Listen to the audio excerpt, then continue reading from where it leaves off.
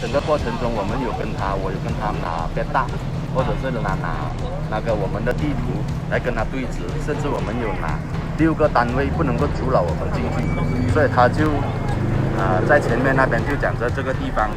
是在他们的禁区范围里面基本上是错误的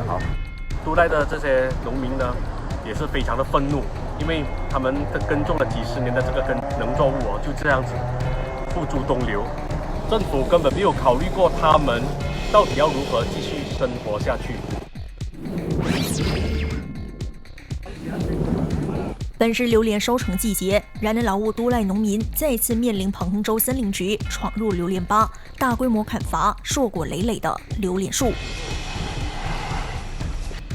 而被指擅闯巴都达南森林保留地的18位农民，周日被捕后延扣2天。不过，警方已在今早9点陆续释放他们。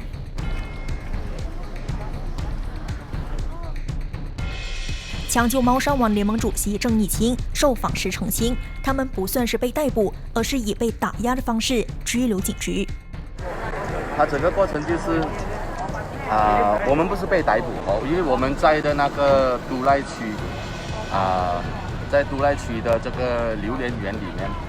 它基本上是一个榴莲园，它不是一个森林的地方，因为它讲究的是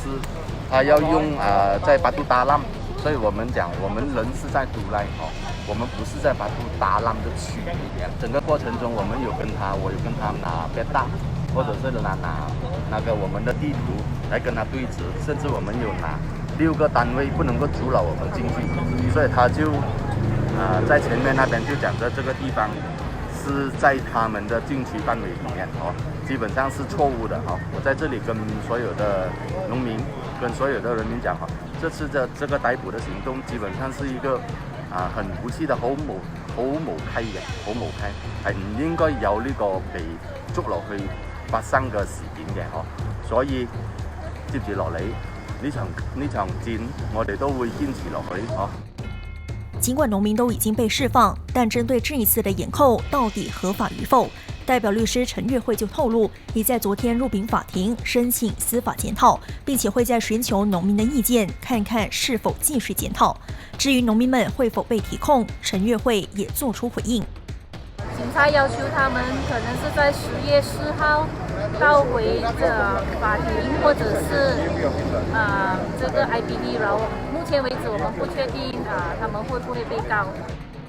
根据彭亨州森林局的说法，当局计划要在1个月内至8月3号摧毁占地101公顷的非法榴莲巴。面对州政府的强硬态度，行动党都赖州议员邹宇辉就狠批彭亨州政府根本就是一个流氓政府，并透露这场抗争将会继续。这场抗争呢，却还没有结束，因为今天呢，刚刚收到消息，就是在都赖的这个榴莲巴那边呢，他们这个警方呢加重这个警力去驻守那些入口，所以铲巴行动会不会继续呢？看来相信会的。但是我们现在呢，我们律师团正在通过不同的这个法律途径呢，包括提告这些执法单位藐视法庭的这个所有的行动呢，正在进行中。此外呢，都赖的这些农民呢，也是非常的愤怒，因为他们耕种了几十年的这个农作物就这样子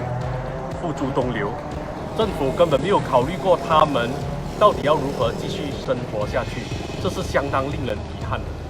昨天有提到的说，这个停令很明显其实是还在保护着这个地，其实是他们可以飞进去的，而且那块地有属于许多诉讼人的榴莲地，他们是有这个权利进去的，但是州政府却一意孤行，所以